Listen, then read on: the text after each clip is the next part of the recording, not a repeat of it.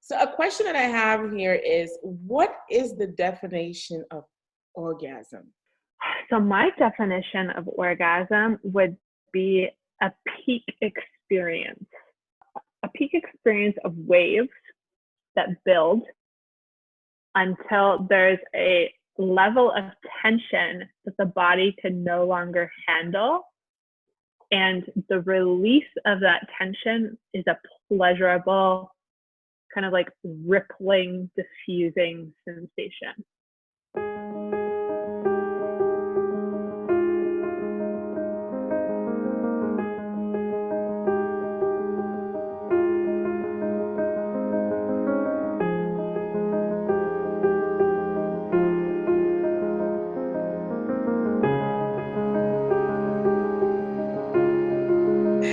Thank you so much for taking the time to have this conversation with me.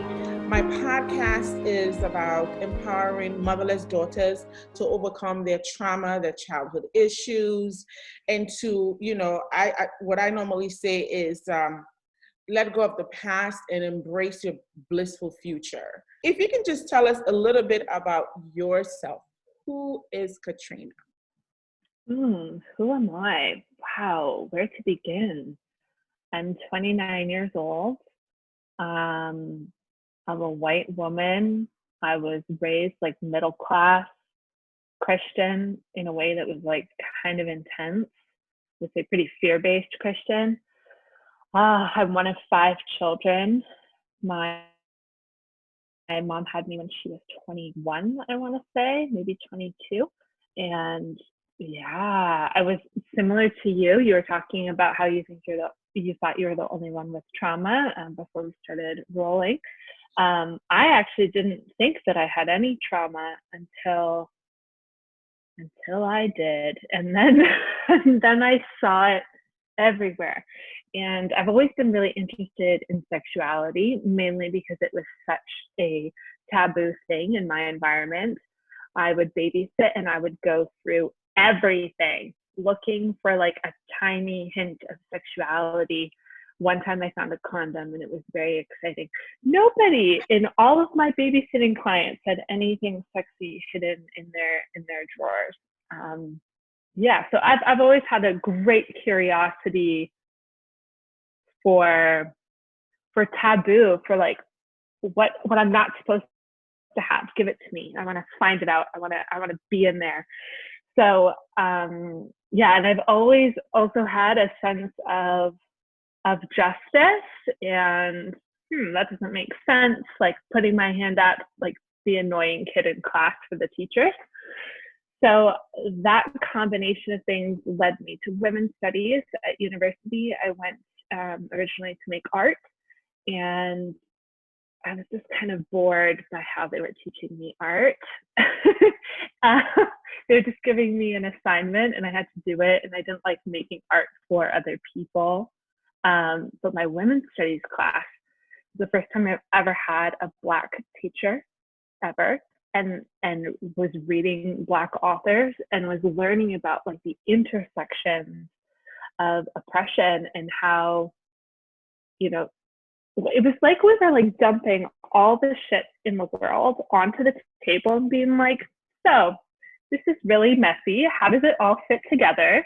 And how do we listen to each other? And how are we going to make this work? And I was like, this is great. Like, I saw women be passionate in this way, and it activated something in me as well. So then I just totally switched directions, and I went into women's studies, and then I wanted to take all the weird classes, which ended me up with a degree in sexuality studies. First time I ever watched porn was in a university class, and we were critiquing it. Yeah. And I was like, play it cool, Katrina, play it cool. Yeah, I was watching like intense gay porn, and we were talking about, the dynamics, the power dynamics, and we're analyzing this. And I was like, okay, like pretending that it wasn't the first time I had ever seen porn. And so I basically have been doing this for a very long time, seeking out aliveness, seeking out realness, and just breathing and figuring out as I go. I could talk forever about like how I got to be where I am, but that's, yeah, I have a degree in sexuality studies. I studied to be a midwife for a couple of years, delivered a bunch of babies, and then got married, stopped wanting to have sex, started dealing with my own trauma, and then developed a sexual relationship with myself, and then got really passionate about educating on how to have a sexual relationship with themselves, how to be educated about these things and unashamed about who they are as sexual beings. And that's the work that I do now. Yeah, so that's me. Oh my gosh. Who would have thought that you can watch, first of all, at a university, you take a class. It probably was not a Catholic school, because I'm sure they will not teach, such a thing.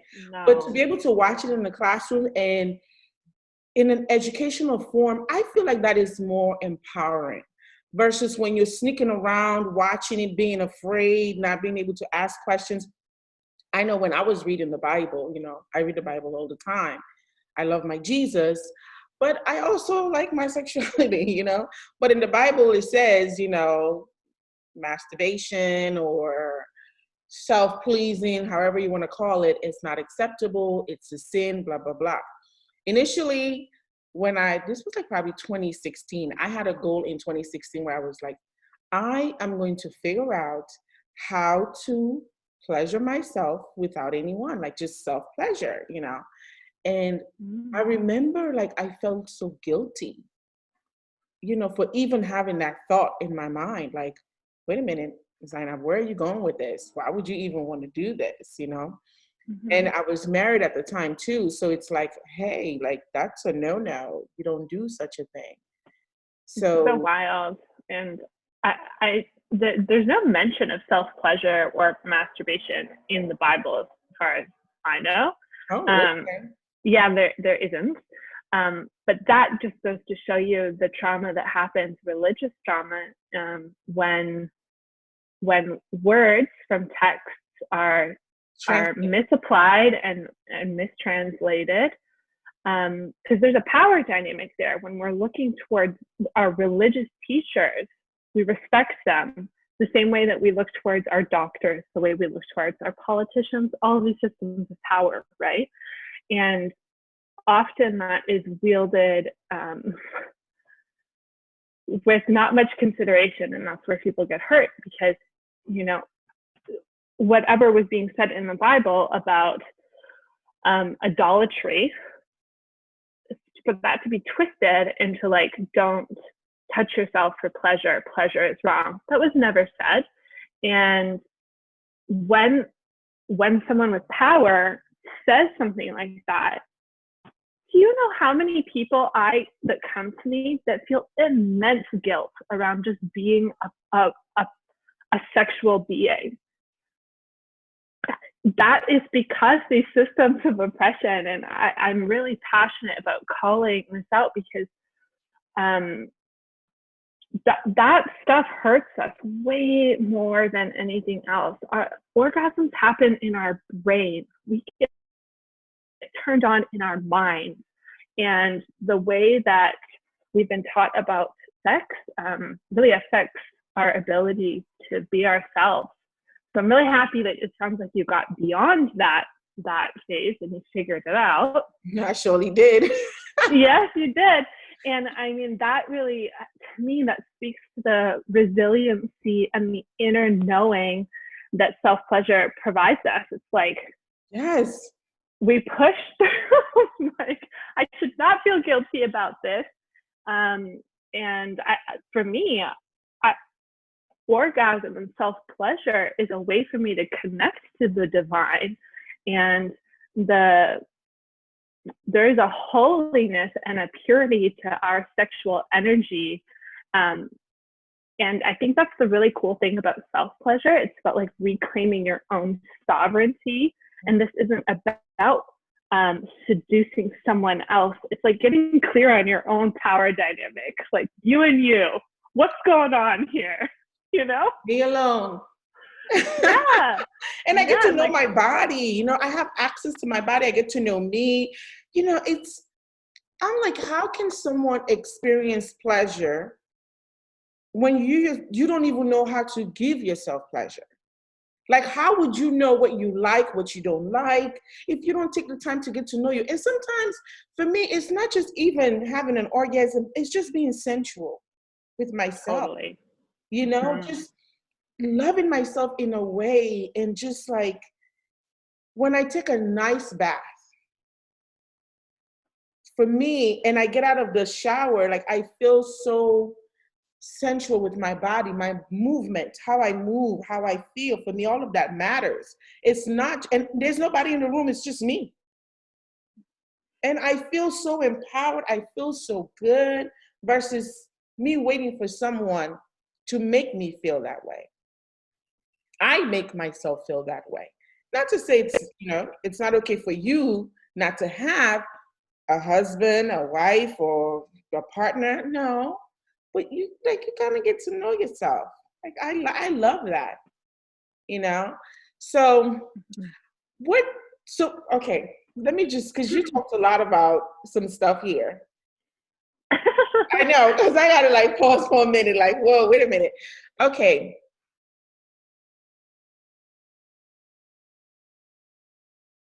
so you talked about trauma. Mhm. What type of trauma did you experience? What are the, because a lot of times people think trauma is just sexual, it's just like neglect, but people don't understand. I'm trying to educate people that there are different types of trauma, and it's not just the Mhm. main ones that we, society kind of amplifies sometimes, but it's also like a child that goes through a divorce, you know, when their family goes through a divorce is traumatic. Any event that can impacts the trajectory of the person's life can be traumatic, whether it's Yeah. well, mainly in a negative way. So what's your take Mhm. on that, and what was yours like? Yeah. So I would define trauma as an unprocessed emergency response in the body. Okay. And so what that means is when something happens to you where you don't have control, when your power has been taken away from you. So it could be something really small, and we all experience the trauma of those situations where our power has been taken away from us. We're experiencing them differently. For example, 100 soldiers go to war and they see horrific things. 40 of them come back and only half of them have PTSD. What's that about? They just all dealt with the same thing. So the way our nervous system and our minds are coding events as traumatic or just like that was some hard shit. Mm-hmm. Okay, it depends person to person. And being one of 5 children, I've had to come to terms with that as well, because things that were incredibly hard for me are not hard for my siblings. And so you can end up making yourself wrong for what you're experiencing, or you can rationalize it like, oh, it's not trauma because everybody else is fine. But just know that if you're experiencing reactions in your body, that basically the way that trauma works is it's like a loop starts, it gets activated. So for example, I had really poor examples of anger. My dad was a really angry person, and was kind of like yo-yo like in his emotions, would just come out of nowhere. And then my mom had a very passive relationship to him. And so we all just kind of like dealt while he like lost his shit and was violent. And then he would go away. My mom would go away after him and like, I don't know, I'm guessing talk it out. And then he would eventually come out and we'd all just pretend it was fine. We never acknowledged it. Okay. So for me, when I'm around conflict that feels, or just arguments in general, that's triggering for me. And so the way that we survive our traumas they served us when those things were happening to us. But if we don't go through and finish the emergency response in our body, and our body has a way of like completing emergency responses, it's just that often we get interrupted in the process because it's not civilized or like not normal. So for example, like shaking violently, bawling your eyes out, the urge to like run away, like beat it really fast. These are all trauma responses. Some other ones that are more subtle and are so woven into what it means to be a woman. So we don't even realize we're in trauma response. So one of them is appease, where someone has power over you and you're afraid of them in some way, and you go to appease them. So for example, I can remember so clearly, like from childhood, I can hear like a conversation about to get like heated. And so then I would maybe like go make a snack and bring it in and then like be funny and entertain them kind of to diffuse the situation. Okay. So that's an example of a trauma response, which is appease. So that means that whatever I was just dealing with in my own world, I automatically drop it and I serve whoever is the oppressor, so that I will diffuse the violence. Yeah, big wow, right? So when we start digging into what trauma actually is, so many of us are in trauma response, like up to like 80% of our waking life. We're just reacting constantly. And it takes practice and actual nervous system capacity building, like actual things you can do to build your resilience and your capacity to catch yourself as those loops are being activated, and look at what's coming up and do the deeper healing work so that you can live your life from a place of creation instead of from reaction. So there's so many traumas that we've all had, and you know, as I said before, I'm like a white middle class woman. I have so much privilege. So the microaggressions that you probably deal with as a Black woman are like, I will never know what it's like. Like your nervous system is probably shot in a way that my nervous system never will be because of your identity. And that presents its own level of trauma, which when your nervous system is in an emergency response, you're not feeling sexy. This is why we have to like take a bath for half an hour before we can even begin to feel sensual, because our nervous system has to, our parasympathetic, like the chill thing, it needs to be able to activate in order for us to be able to get into a place where we can actually be sensual. And so this is what so much of my work is about, is it's the nervous system. Long answer. No, that was perfect, because I've learned so much from that.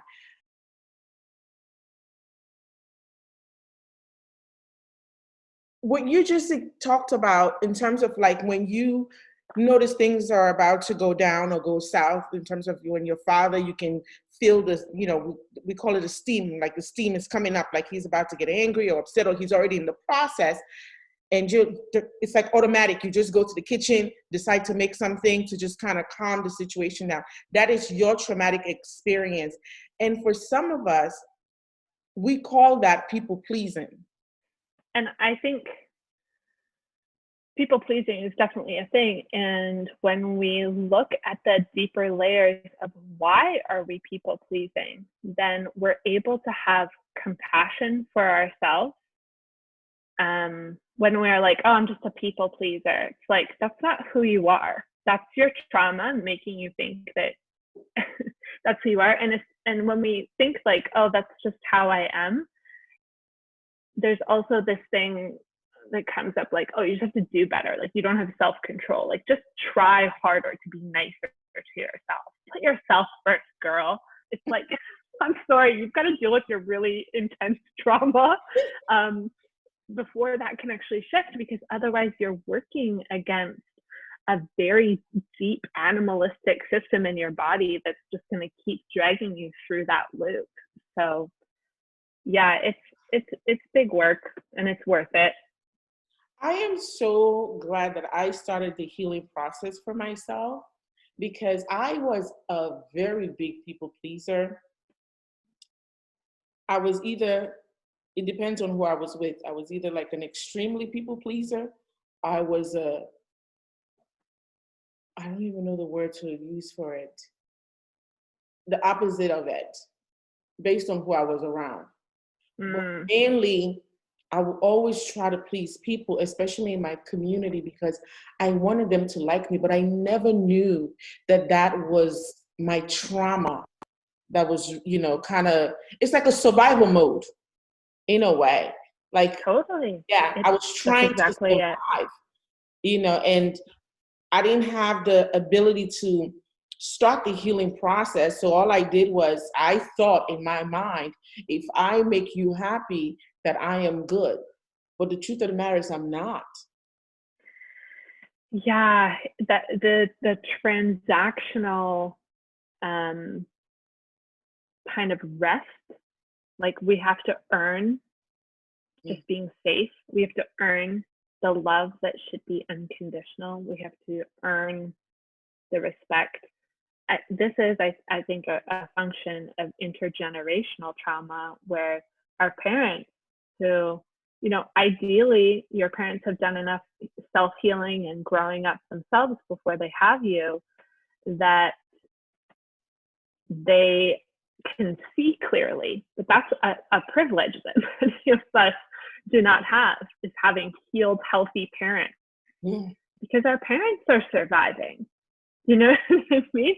And so they're dealing with their own stuff. They're not parenting from a clear-headed place. They're parenting from their own trauma mind and their own animalistic, like, survival mode. And often that looks like, bad parenting. Bad parenting. Getting kids to prove and, like, be good, and controlling them, and it can look like a million different things. But people is the narcissistic character.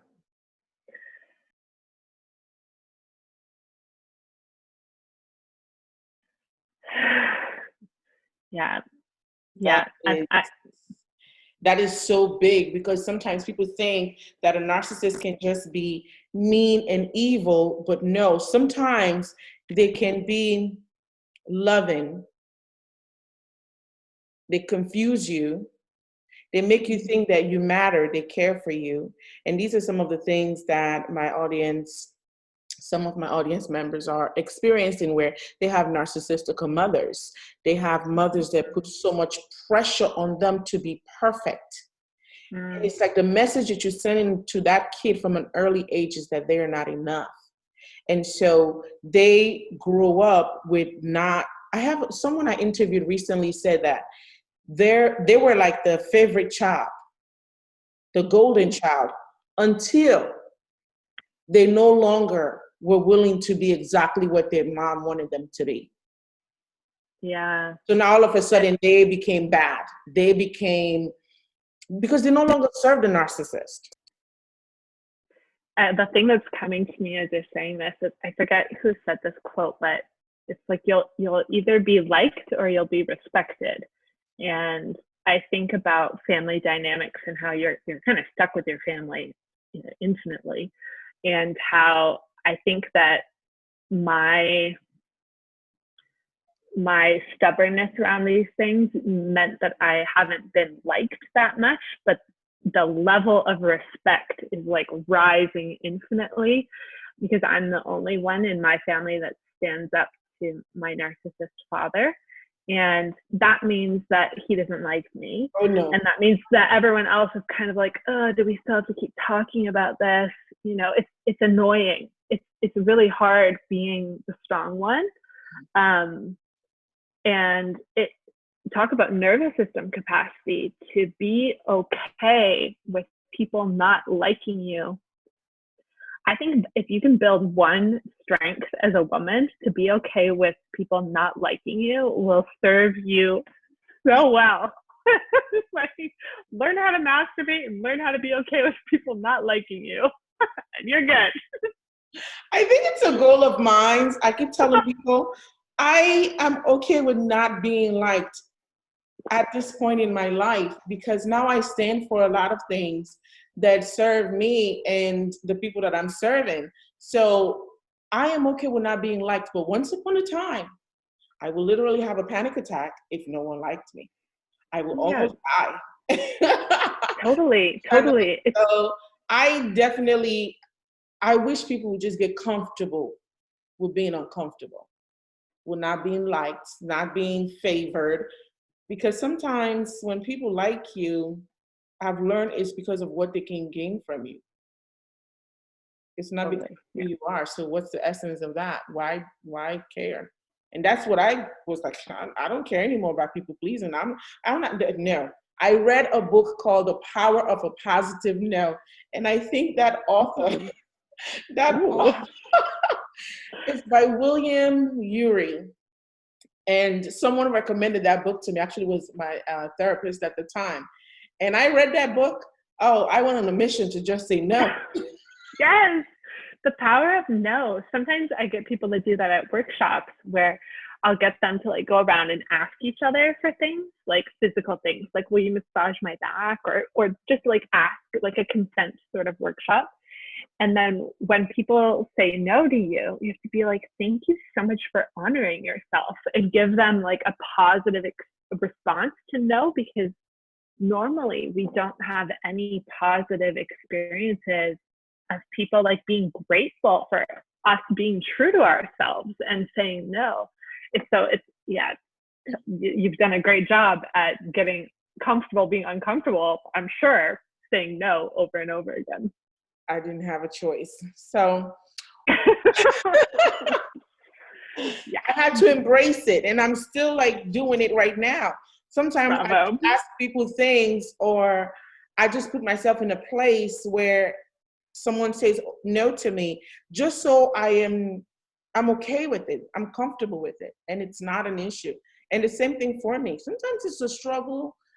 I don't want to hurt someone, but I'm like, if I say yes to you, I'm saying no to me. So now, no to you, yes to me. That's how it goes. I have to walk myself through it in my mind.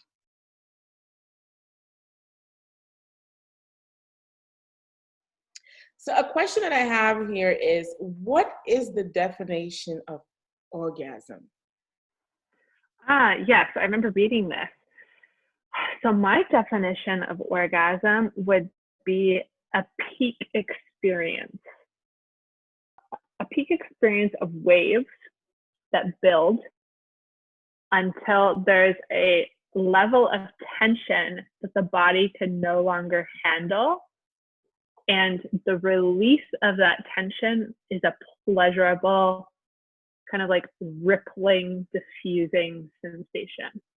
And that could happen in your pelvis. Okay. And the reason that you're able to build surface tension is because your erectile tissue, which if you're a woman, you maybe, probably not likely actually, been taught about your clitoris, and that's like where we would have an erection. But definitely look up, or you can find me on social media and look up erectile tissue. There's so much more than we've been taught. Women and men have the same amount of erectile tissue. So most people are familiar with men's erections. You have just as much erectile tissue in your pelvis. Yeah. So that builds surface tension as it fills up with blood. And as you're stimulating that, either directly or indirectly, you're going to be, so there's many layers of this that are kind of like doing the same thing. But as you're building tension, you're going to feel things in waves. And then that's just going to build. And if you can breathe through that, then you can allow the waves to get bigger. You can breathe through them. This is another function of building your nervous system capacity. As we get more comfortable in the uncomfortable, whether it's someone being irritated with us or whether it's pleasure building in our body, if you can learn to be comfortable and breathe, like slow your breath down and like relax as much as you can, you'll be able to handle a lot more. If you can handle hard conversations, you're going to be able to handle more pleasure. Like your capacity for feeling, it increases across the board. So yeah, maybe instead of buying a sex toy, buy like a personal development book about like having hard conversations. It'll probably help your sex life. Buy both. You can interchange them. I love that because people, they have so much tension within them, and I don't know, because they haven't dealt with it, they're not able to experience life, experience bliss, Mm-hmm. experience pleasure, because of all that tension that they have all bottled up and wrapped up, that it just drains them. So, start off with a self-development book, and then you go the sexually, sensually developed book. Like, do what works for you. I just want people to do what works for them. I just wish women would just realize, like, I have so much power within me. Yeah. Women really are fiercely powerful. And I think that's why these systems like religion, like political patriarchy, system, whether it's religious, any kind of those institutional systems, like they just try to keep us they cap us, keep it at a certain length so we can just stay there and be that, Yeah, and I think that's why we've been sold such a surface level, cheap version of sex, and why the shame keeps us small. As we sexually liberate, and that like inner, like, I'm just fine with me, this is me, take it or leave it, that is an unmessable woman. And those women like shake shit up, like you're scared of those women. And I think that's why that's not being taught to us, because the world will change so quickly, and that wouldn't benefit the people who are creating those systems who have a lot of money and a lot of power. They would like to stay in control. So we'll just keep women thinking that they don't have any power and they can't change stuff. Yeah, it's we got to reclaim our sexuality. It's really important. Yes, it is.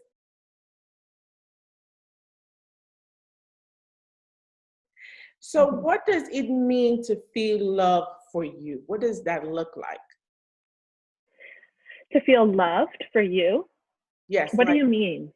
So a lot of people go through these like sexual experiences. Like, I interviewed someone recently and they were like, when I was younger, because of the traumatic experience that I had, she was sexually, she had a sexual trauma. And so when she became as an adult, she thought that love, meant going from boyfriend to boyfriend or just doing whatever she wanted. So I always ask women, certain women, what does, to feel love mean for you? Like, what does that look like in a relationship outside of sex? Okay, yeah. To me, love looks like being seen in my positive attributes and really like admired. And then also being seen in the places that I have to grow and being told those things with a lot of love, and then the person staying around to help me figure that mess out. So like loving the beautiful bits, and also seeing and loving the beautiful parts, and seeing and loving and sticking around to help me heal the parts that are maybe needing some work. So just being seen Mm.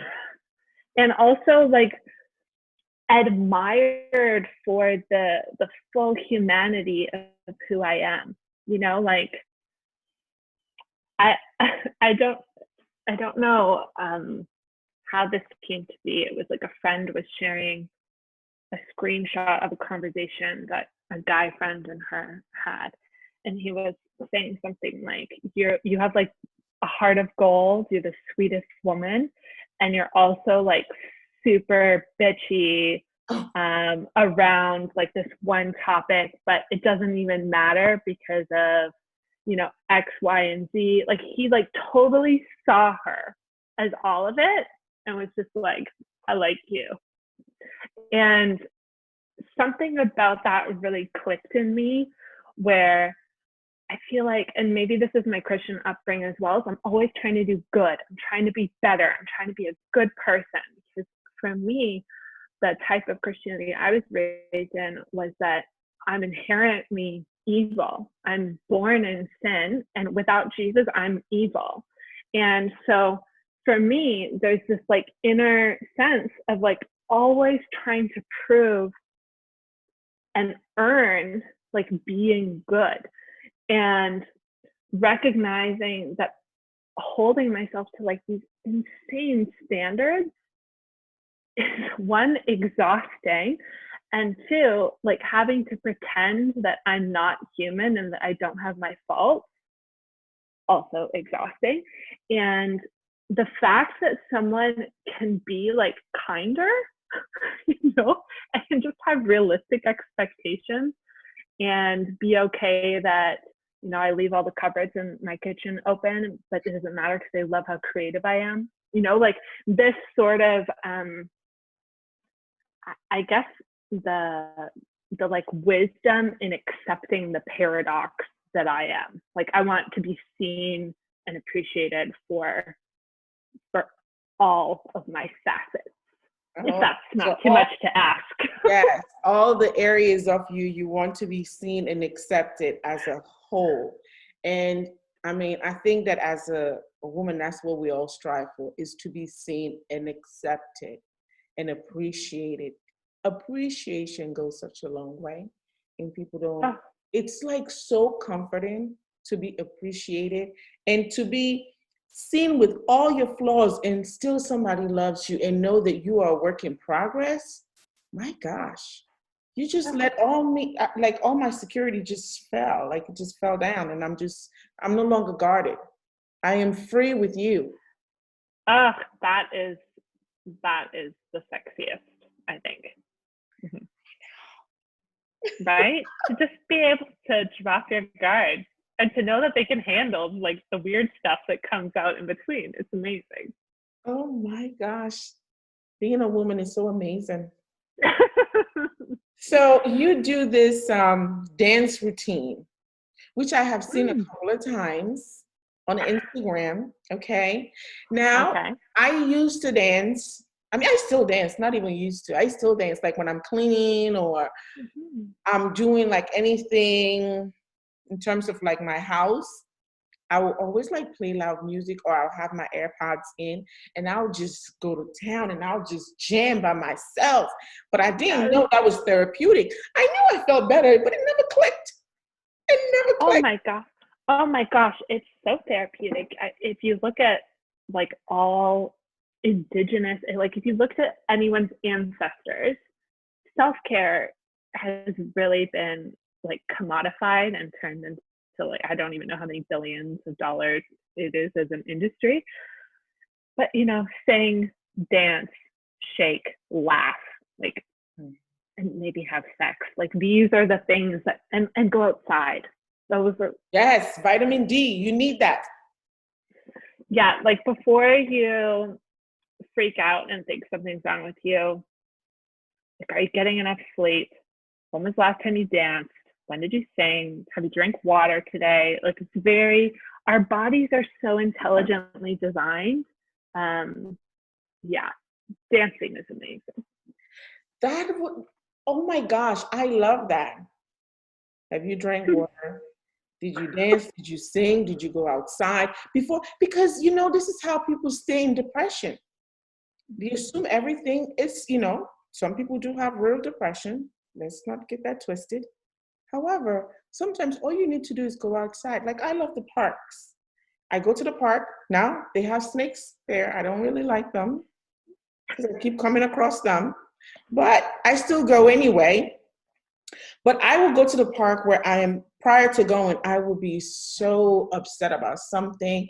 But by the time I leave the park, probably an hour or two later, I will either have like the solution or not care. I have a fuck it bucket. Ooh.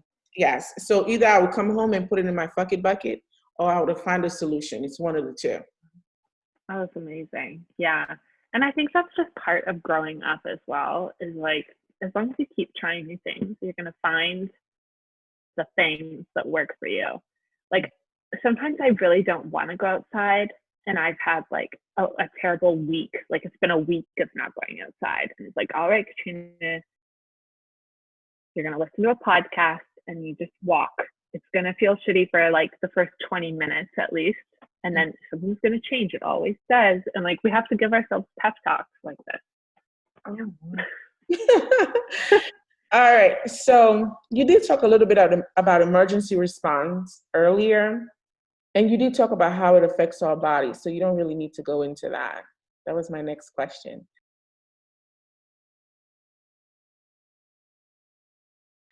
Now, what is the G spot and where can we find it?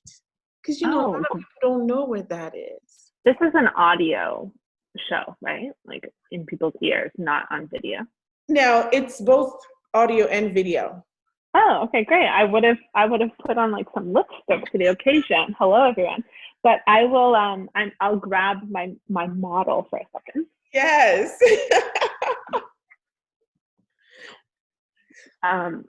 Okay, so if you're listening to the audio, I'll try to describe it accurately enough that you don't need to watch the visual, but it will be an aid. So this is the female erectile network minus the G spot, which is also erectile tissue. So erectile tissue is characterized by blood is able to go into it, and then it gets held in it so that it expands. Usually that's not the way the rest of our tissues work. So our nipples are like this, and same with our clitoris. So this would be like the very tip of your clitoris. This would be what we're taught about, okay? You have a shaft of your clitoris that goes underneath of your clitoral hood, which is like covered. And the top of it, it's connected to your pubic bone by a little ligament. So if you're watching this or listening to this and you find your pubic bone with your one hand and then just go down, and if you kind of move side to side over it, you're going to feel what feels like an elastic band almost like underneath of your finger. I'm doing it right now. And yeah, try it. It'll give me a moment to find it. Yeah. Okay. And elastic band. So my bone, I go pubic bone middle, and then just go just slightly down. I'm wearing jeans, so it's a little hard, but yeah. And if you go back and forth, you're gonna feel almost like there's an elastic band like underneath of it that you're skipping across. Do you feel that? Yeah, a little bit. Okay, so because they don't teach us about our erectile tissue as women, most women are completely disconnected from this whole network, because in order to know about things and in order to feel them in our body, our brains need to have visuals, and our brain needs to be connected to that part of our body. And having visuals and having names for things is really important. Just like, let me think of like another part of your body. Like if you've ever been looking at the anatomy of a breast, for example, and then like, I don't know, sometimes like boobs feel like more lumpy than others. Yeah. And then you can kind of like feel the shape of them, and you're like, oh, I think I'm just feeling, those are my milk ducts. And you can like literally feel like, oh, those are my milk ducts.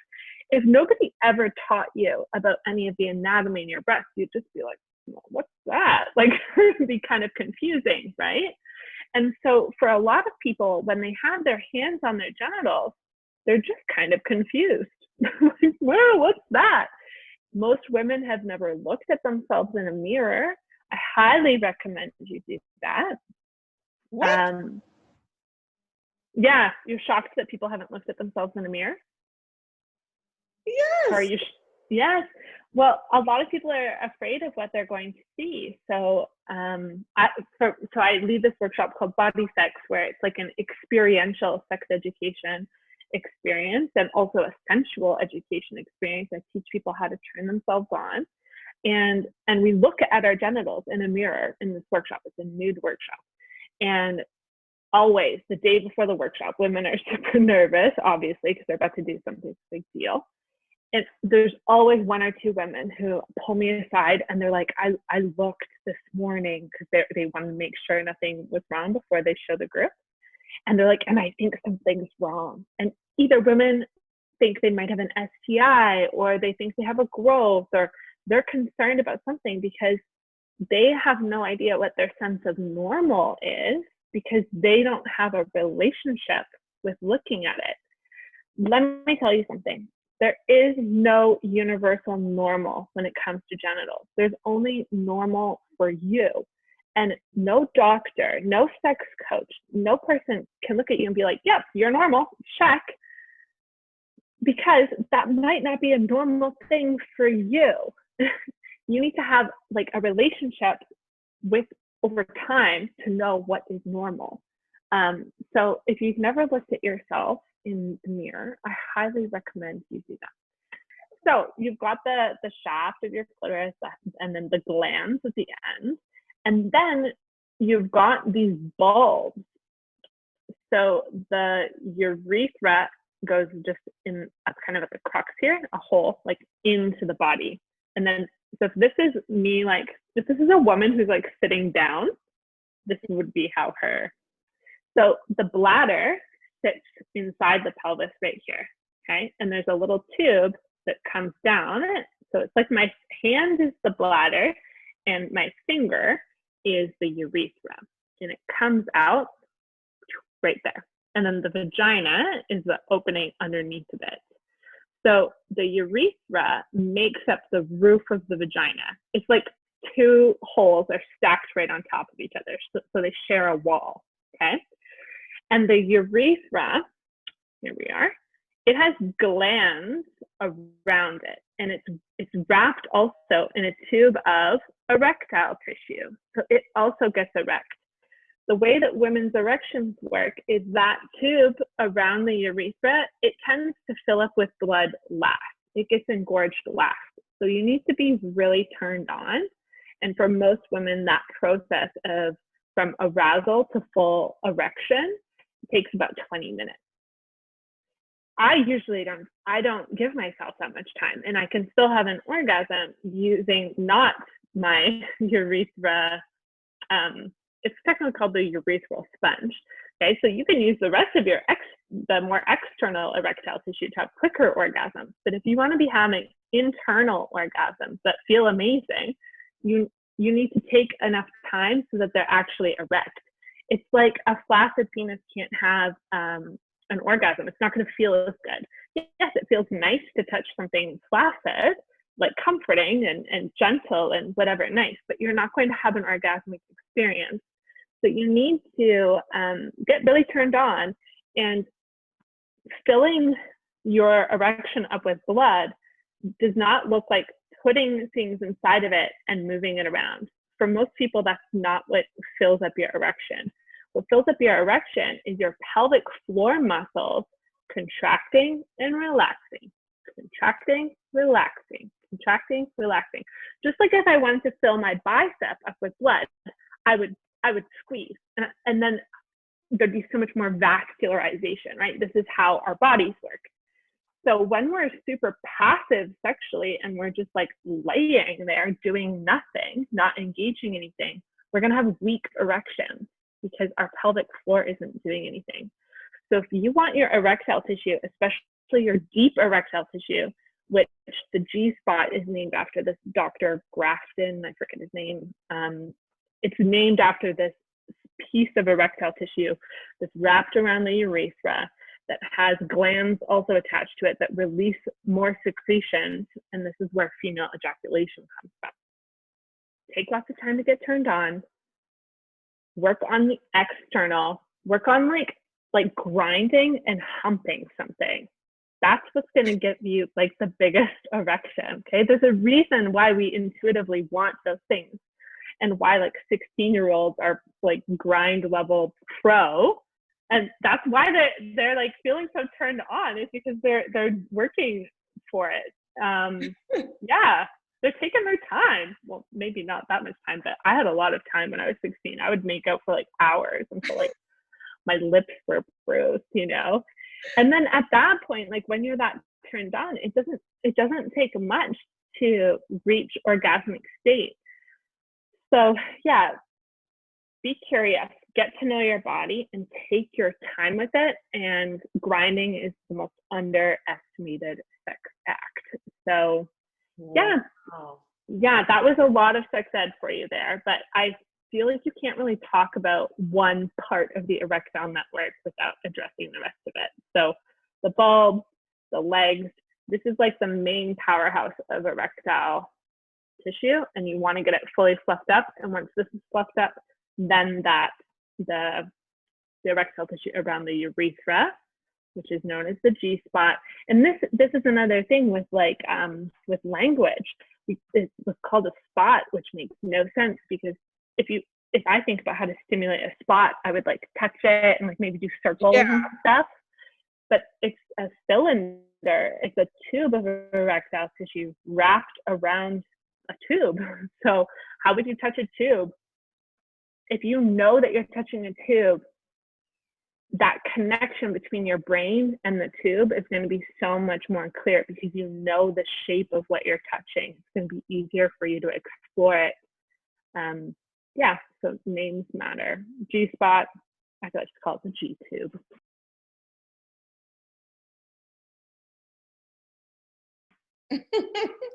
So as you were talking, all I thought about was, I remember as a kid, I think I was like maybe 9 or 10 years old. Mm-hmm. And my grandmother on my father's side wanted me to do the circumcision, the female circumcision. Thank God. My father said, wow. No way. Yes, because I'm originally from West Africa. So my father said, no way, you cannot do that. You cannot do that to my daughter. So that's how I got out of it. The question that I have for you is, the women that have had their clits cut, are they able to experience orgasm? So I think depending on what type of circumcision you've had, it's going to be different. So I know there's different types, different degrees of what gets cut off, and that's going to be an incredible trauma, like from a physical standpoint. So wait a minute, I didn't even know that they have different types of the female circumcision. I just thought it was just they just cut the whole thing off. Well, see, this speaks to like what's the whole thing. So there's types where, I won't get super into it because I don't feel well qualified to speak about it. I just know there's different degrees of it, of how much of typically the shaft of the clitoris and the hood of the clitoris that are being removed. You have all of this, you have the bulbs and the legs, which would usually not be removed because those are in those are embedded in the pelvic floor, and they're usually not doing that. I think sometimes they remove the inner labia, parts of the inner labia, which that would also just be a huge trauma, because these are say this is a vulva, okay? And so this would be the shaft of the clitoris underneath the hood. You can see maybe just a tiny little bit, the tip of the glands. So if you pulled the hood of the clitoris back, you would see the glands, and it looks like pearly. That's why they call it like polishing the pearl, because it has like a different quality to it than say the hood or the inner labia. Okay, so if this superimposed is underneath of all of that, like underneath.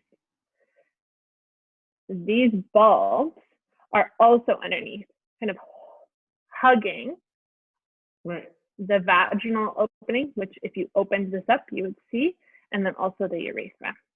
Okay, so when these get super fluffed up, the inner labia and the outer labia also are going to get super fluffed up, and these become super sensitive on some people because of the erection that's happening underneath. So when we get cut, wherever we're getting cut, so for example, I had a hernia surgery when I was 16. So on my pubic bone, like kind of in my pubic hair, there's like a 3.5-inch scar. And when that surgery happened, I couldn't feel like anything on the right side for years. Like if I got like a bikini wax, it was like I almost couldn't feel anything on the right side. So I think they messed something up there, to be honest, because it shouldn't be like that, I don't think. But there's so much. The way scar tissue works is it's protecting, and it's like tougher tissue that feels like weirdly numb and pins and needly. And so often we just avoid touching it, and that it just gets harder. And so working with scar tissue, there's people who specialize in working with scar tissue. There's so much sensation that can be reclaimed through working through the scars, because you can soften those scars by working through them. And the way that scar tissue works is it's fascia, like condensed connective tissue that has oozed out, kind of like an inner spider web that kind of like holds everything together. Yes, you know what I'm talking about? Okay. So the fascia, because it's so dense, it's not innervated the same way, and blood can't flow through it because it's so dense. So if you get work done on the scar tissue to break it apart, you can restore a lot of sensation. So I would look into someone who does scar work, someone obviously that you trust. If you've undergone genital mutilation or genital surgery of any sort, and you've got scars that are hindering your feeling, I do not think that prevents orgasm. I think every single body can have an orgasm, even if you were paralyzed from the neck down. Studies have still shown that you're able to have cervical orgasms, because the cervix has 3 nerves that go up to your brain, whereas this system just has 1 nerve that goes up to your brain.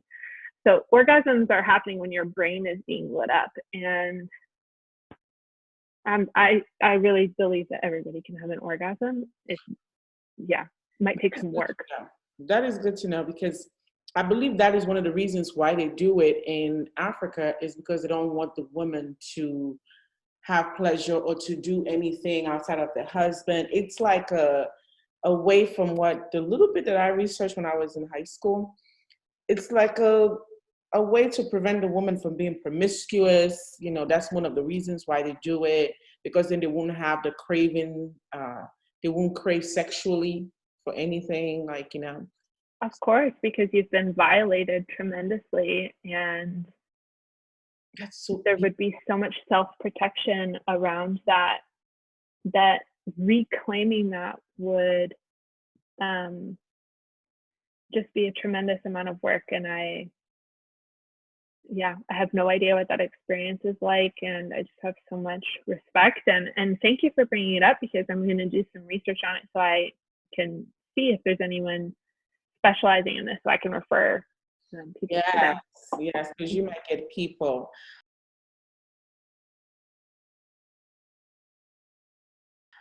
So is there an age where women stop experiencing orgasm?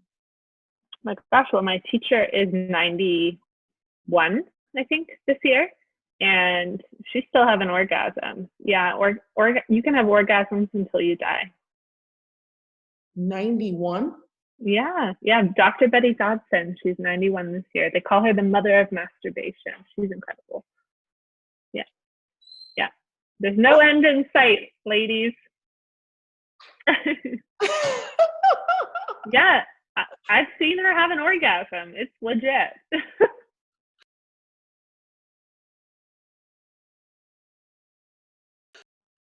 A lot of times they talk about the size of a penis and one size of a male partner.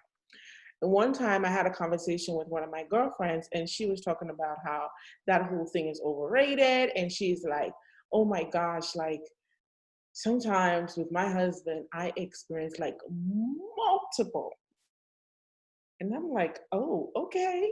This was like a couple of years ago. So my question is, does it matter? Do you have to? Because I've even seen somewhere else where a person did a video and said it doesn't matter.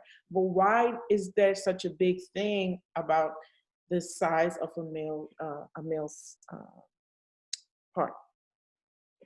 Wow, I think it's really easy to externalize our frustrations and to blame them on different things. And there also is just like very specific desires. You might be really into really big cock. And if that's what you like, then either find a partner who has one or buy a dildo that is like that. I mean, shout out to all the lesbians who have shown us that we don't need anything like attached to a body. I mean, I enjoy being sexual with both. And I think the thing that, and I haven't had penetrative sex with a partner in over a year. Okay. And I feel very sexually satisfied. You can either get a partner that has the shape of genitals that you enjoy the most, so that is attached to the person you love the most, and then the other things that you desire. Because I don't know about you, but I don't like the same thing every time, which is why having tools and devices to explore your body is where it's at.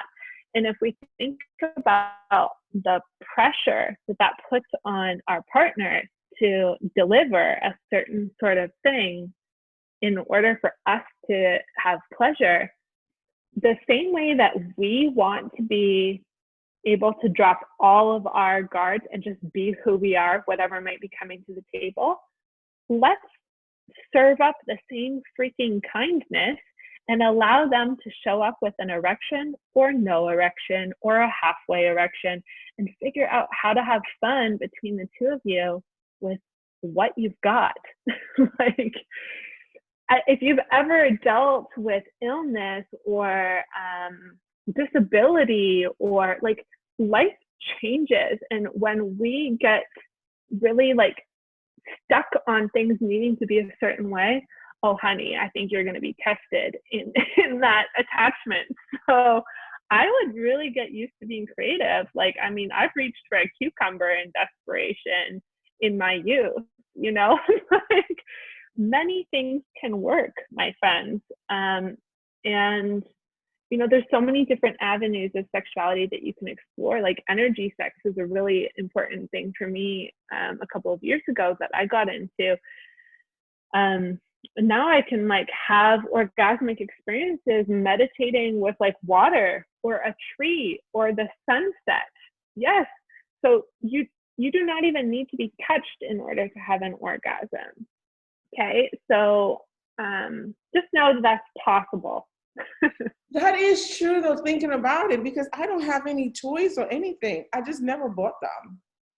Oh, you should definitely have fun. I mean, if you've got the budget for it, the first sex toy is lube, like, and that can be in your kitchen, like a little bit of olive oil, coconut oil, like, yeah, any like edible oil is great. Just start with that. I have, yeah, start with that. That's the first sex toy.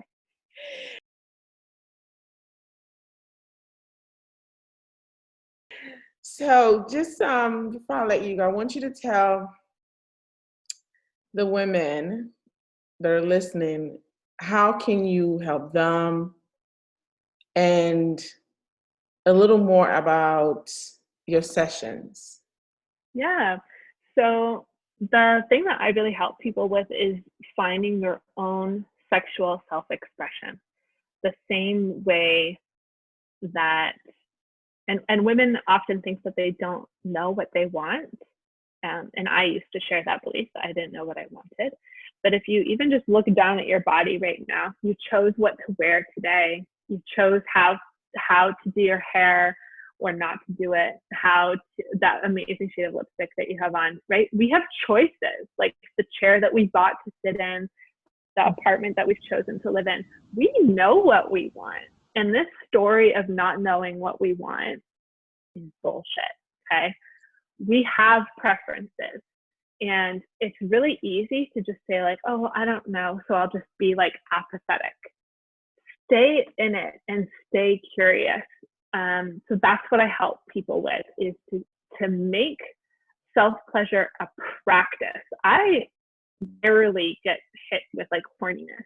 I have to cultivate this. I show up to pleasure as a practice. I focus my intention on pleasure like a practice. And from that, I have discovered what would the word be? A wellspring, like wow, so much energy available to me. Being able to activate passion, being able to connect, which is really such like a life-giving experience, to either be able to connect to myself, to connect to my environment, like I was talking about energy sex, or to connect to other people. So this is what I help people with, is finding, how do you do that? And I guide you through an experience online. If you, I work one-on-one with people in person, not very often. As you can imagine, this is very vulnerable work, and I do a lot of writing as well, so I don't have a ton of time for one-on-one sessions. So the best way to do this work is to do it online. So Body Sex Online is a 2-hour and 45-minute ritual that guides you into sex education, so you can learn about your body, and then also how to create a self-pleasure practice. And you can find it on my website at katrinamarie.com. You can read all about it. And yeah, like we were talking about earlier, the power and the deep sense of rest when you stop apologizing for being who you are is just, it's like soul altering. Yes. So yeah, that's that's how you can work with me. And yeah, I would definitely be putting all your information below, including your perfect. Instagram as well as your website and your email. So people. Yeah, I'm the worst at email, as you can probably attest to, having to message me on Instagram and be like, did you check your email? So definitely the place to reach out to me is on Instagram, and you can find me at My Orgasmic Life. Yeah, I am just so appreciative of this conversation. I know some people are like, oh my gosh, it sucks, but it's not even about that. And I wish people can walk away. My goal is for them to walk away feeling empowered about their own sexuality, their own body, to embrace themselves and know that it all starts with like embracing yourself and being unapologetically you. It's like the foundation of just like figuring out who you are, and be open-minded to so many things. Because in that, I have learned a lot about myself, what I like, what I don't like, who I want to be around, how I want to be satisfied, that kind of thing. And just be okay with you. And if that means that you like to have orgasm a couple of times a week on your own, that's your business. And don't feel guilty about it. Enjoy. There is one question I have to ask, and that has been on my mind. When I was working at the bank, I had a coworker that I was working with, and she said every time she had an orgasm, she felt nauseous. And yeah, this is common. It is? Yeah, I wouldn't say like it's like half people have it, but I've heard this question. I hear this question regularly. Someone just messaged me last week saying that she feels like she has to vomit after every time she has an orgasm. And so I need to do some more research on this because I haven't. But she said that she also feels that way when there's like a lot of adrenaline going through her. So she thinks it's like a hormone association. People are so different. So if that was happening to me, what I would do about that is I would get really curious about the moment before orgasm, because that's when your subconscious is like really open. What do you think about right before you're about to have an orgasm? I would look into like aftercare for yourself. How are you having an orgasm? Like this is I would need so much more information to help tell someone why that's happening to them. But that sounds like a nervous system response, and it could also be a hormonal response in the body. But yeah, we all work in different ways. We all have little quirks, you know, like some people get pregnant and then their hair is like curly after it's been straight their whole life, and they're like, well, that was a surprise. Like bodies are so wild. I don't think I would want to feel nauseous after every orgasm. I've had experiences of that have been like really intense and maybe not like led by my desires. I've had this in cases where I've been in a more submissive position, and the energy of just like receiving and not being in control has made me feel nauseous. I would journal about it. If you have a therapist, talk to your therapist about it.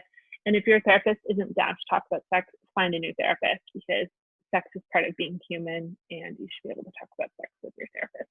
I haven't seen her since 2006, but I've always thought that was like so different. I remember it was a group of girls when she said it, and then everybody just looked at her. So it just stayed with me. So when I was doing it, I was like, oh, I got to ask this question. Like, yeah, you are not alone if you feel nauseous after sex. And the reason why it's happening is probably completely unique to you. Thank you so much for taking the time out of your day to educate us on this topic that is like a taboo. No one wants to talk about. It's like a type of situation, you know? So thank you so much. If there's anything that you want to leave my audience with, now would be the best time. Or another thing you can leave them with is your one word to empower women that have experienced trauma and they're trying to heal. What is your one word of empowerment? Kindness. Yeah, be kind to yourself. And the 3 more words: trust the process of your healing. Yes, I love that.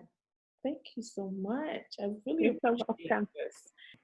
The whole goal here is to empower women, and it's not just about healing, you know, a specific trauma, but it's all type of trauma and gaining that power back.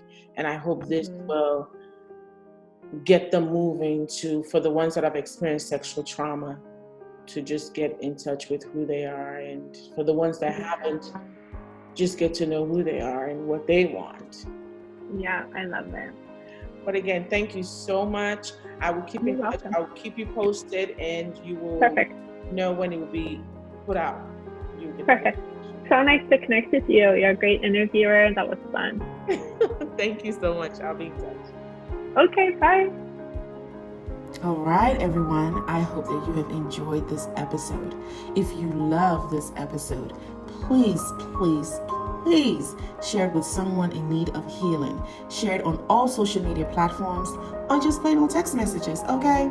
Subscribe to our newsletter, follow us on Instagram, join our Facebook support group page, and subscribe to the YouTube channel at The Zainab Kanu Show. Thank you for all the love and support. Until next time, be so good, be so kind, be so patient, and be so loving to yourself. Like, how did the relationship turn? Help me understand here. How did your perception changed of her? Okay, so for me as a person, naturally, I am someone who is very forgiving, naturally. And because I have the fear of God, I try as much as possible. Nobody can be perfect, but I try my best to do the things that God says that we should do. One of such is loving people, loving those who are wicked to you, who are bad to you. Find a way to love them. And then for me, this is one of the things that have given me the strength. Just, you know what, you don't have a choice here. If you want to go to heaven, if you want to be in right standing with God, you have to forgive people. So for me, I would rather forgive you than to not be in the good books of God.